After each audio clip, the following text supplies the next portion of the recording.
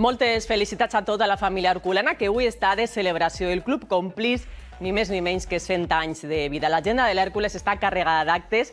Ha arrencat este matí amb la presentació del nou autobús amb què es desplaçarà la primera plantilla. Després visita la concatedral de Sant Nicolau per a fer una ofrena de flors a Sant Nicolau i a la Mare de Déu del Remei. La festa continua esta vesprada.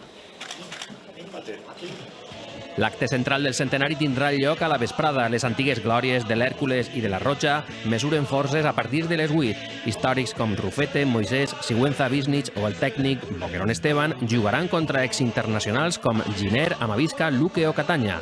Hores abans, a les 5:30, una taula redona al Centre de Turisme debatrà sobre la projecció social i turística de l'Hèrcules. Estará Vicente del Bosque, estará Raúl Ruiz Benito, estará Ángel María Villar y jugadores como Custodic o Carcelén. Amb els actes del centenari ha quedat clar que la dimensió de l'Hèrcules va més allà del futbol. El acuerdo que tenemos con la Asociación de Turismo Deportivo Costa Blanca de la ciudad de Alicante que nos permite que tenga una trascendencia nacional este acto. Tanmateix, aprofitant la parada de la Lliga pel Mundial, es pretén organitzar un amistós amb l'Atleti de Bilbao com a colofó del centenari.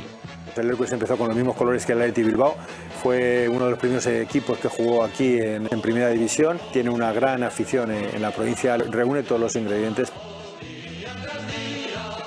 Un altre club centenari, l'Alzira, que